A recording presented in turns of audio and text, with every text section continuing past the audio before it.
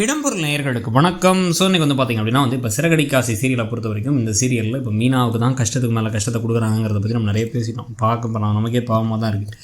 இப்போ கடைசியில் இப்போ தன்னுடைய தம்பி ஒரு திருடன் அப்படிங்கிற விஷயத்தையும் திருட்டுத்தனம் பண்ணது மட்டும் இல்லாமல் இப்போ குடும்பத்தை பார்த்துக்கிறேன், நல்லா படிக்கிறேன் அப்படின்னு சொன்னது எல்லாமே போய் பாதி நாள் காலேஜுக்கே போகாமல் வீட்டில் உட்காந்துக்கிட்டு வீட்டில் அந்த சிட்டியோட ஆஃபீஸில் உட்காந்துக்கிட்டு சிட்டி கூடயே சுற்றிக்கிட்டு கந்து வட்டி வசூலிச்சிட்டு இருக்காரு, கட்ட பஞ்சாயத்து பண்ணிருக்காரு, ரவுடித்தனம் பண்ணிருக்காருங்கிறத தாண்டி தன்னுடைய புருஷனையே சட்டக்காலரை பிடிச்சி அடிக்க போனார், மாமான்னு கூட பார்க்க மாட்டேன் அப்படின்னு பேசினார். இப்படிங்கிறதெல்லாம் தெரிஞ்சோடனே நம்ம தம்பி எந்த அளவுக்கு வழி மாறி போயிட்டான்னு தெரிஞ்சு அவங்க உண்மையிலே உடஞ்சி போக தான் போகிறாங்க.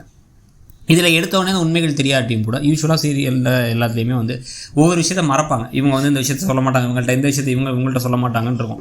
சிறகடிக்க ஆசையில் முடிஞ்ச வரைக்கும் அதை இல்லாமல் இருந்துச்சு. ஆனால் இப்போ அது வர ஆரம்பிச்சிருச்சு. இப்போ பியூட்டி பார்லரை ரோஹிணி விற்றுட்டாங்க அப்படிங்கிற விஷயத்தை அந்த இடத்துல அங்கே விஜயா பியூட்டி வேர்ல்டுன்னு ஒன்று இல்லவே இல்லை அப்படிங்கிற விஷயத்த கண்டுபிடிச்சிட்டாரு முத்து. அது ஆனால் அண்ணாமலைகிட்ட மட்டும் தான் சொன்னார், தன்னோட மனைவி கிட்ட சொல்லவே இல்லை. இது மீனாவுக்கு தெரிஞ்சதான் இன்னும் நல்லா இருந்திருக்கும், அதை சொல்லலை. அதே மாதிரி இந்த பக்கம் பார்த்திங்க அப்படின்னா இப்போ சத்யா அந்த மாதிரி ஒரு திருட்டுத்தனம் பண்ணிகிட்டு இருக்காரு, இவ்வளோ பெரிய விஷயத்த பண்ணியிருக்காருங்கிறத எடுத்த உடனே மீனாட்ட சொல்லலை. அதுக்கு பதிலாக அவர் என்ன பண்ணுறாருன்னா அவன் கொழுப்பேறி போய் கீழே விழுந்தானா நான் என்ன பண்ண முடியும், பைக் விட்டு விழுந்துட்டானா அப்படிங்கிறாரு. ஆனால் இவர் தான் கையே உடச்சிருக்காரு. கடைசியாக உண்மைகள்லாம் தெரிய வரும்பொழுது கண்டிப்பாக தெரிய வராமல் இருக்காது. இப்போ சத்யாவும் அந்த சிட்டியும் சேர்ந்து ஒன்று இவரை பழி வாங்கிறதுக்கா, முத்துவை பழி வாங்கிறதுக்கா ஆட்கள் அனுப்பிவிடுறது, இல்லை அப்படின்னா போலீஸ் கேஸ் ஆகிறது.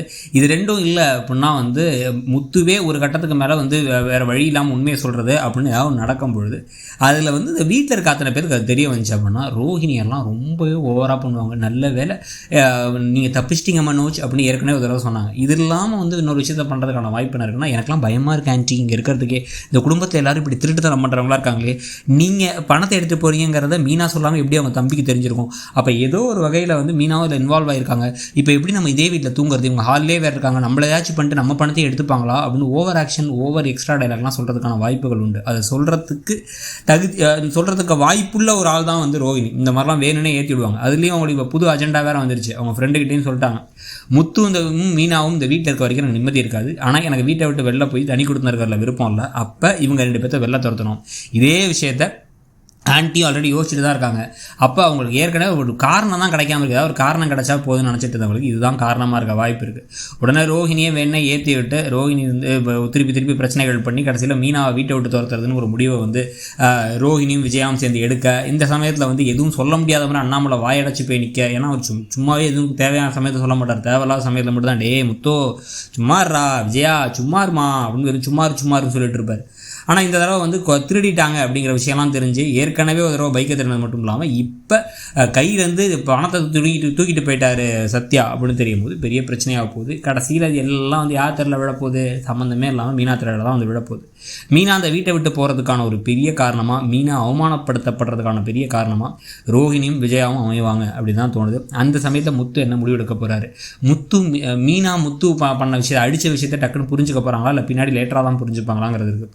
முன்னாடியே அவங்களுக்கு தெரிஞ்சிருச்சு, சத்யாவை பற்றி தெரிஞ்சால் அடிச்சாருங்கெல்லாம் தெரிஞ்சிருச்சு அப்படின்னா முத்து மீனா 2 பேரும் சேர்ந்து இந்த வீட்டை விட்டு போகிறதுக்கான வாய்ப்புகள் இருக்குது. அதை தான் ரோஹிணியும் விஜயாவும் வேணும்னு நினச்சது. ரொம்ப நாள் இருக்க போகிறது இல்லை, போயிட்டு திருப்பி வந்துட போகிறாங்க. ஆனால் அந்த போன சமயத்தில் என்னென்ன கலைபரங்கள் நடக்க போகுது அப்படிங்கிறதான் கதையோட அடுத்த ட்விஸ்ட்டாக இருக்க வாய்ப்பு இருக்குது. ஸோ இப்போதைக்கு மீனாவுக்கு அடுத்த ஒரு பெரிய பிரச்சனை காத்துட்டு இருக்குது. முத்துக்கும் மீனாவுக்கு ஒரு விரிசலாக அந்த சம்பவம் நடக்க போகுதுங்கிறத பற்றி உங்கள் கருத்து என்ன? ரோஹிணியெல்லாம் ஓவராக பேச போகிறாங்க, ரோஹிணியை பற்றி உண்மைகள் அத்தனை இருக்கும்போது அவங்க ஓவராக பேச போகிறாங்கிறத பற்றி உங்கள் கருத்து என்னங்கிறதுன்னு சொல்லுங்கள். இந்த சீரியல் இப்போல்லாம் எப்படி போகுது? நம்ம யூஸ்வலாக போயிட்டு இருந்த பேஸ்க்கு லாஸ்ட் ஒரு 1.5 வாரமாக பார்த்திங்கன்னா அந்தளவுக்கு இல்லை, கொஞ்சம் மெதுவாக தான் போகிற மாதிரி தான் இருக்குது. அது இதுக்கப்புறம் மாறும். கண்டிப்பாக நிறைய ட்விஸ்ட்டுகள், பிளாட்டுகள் இருக்குது. அதை பற்றி உங்களுடைய கருத்து என்னங்கிறத சொல்லுங்கள். தேங்க்யூ.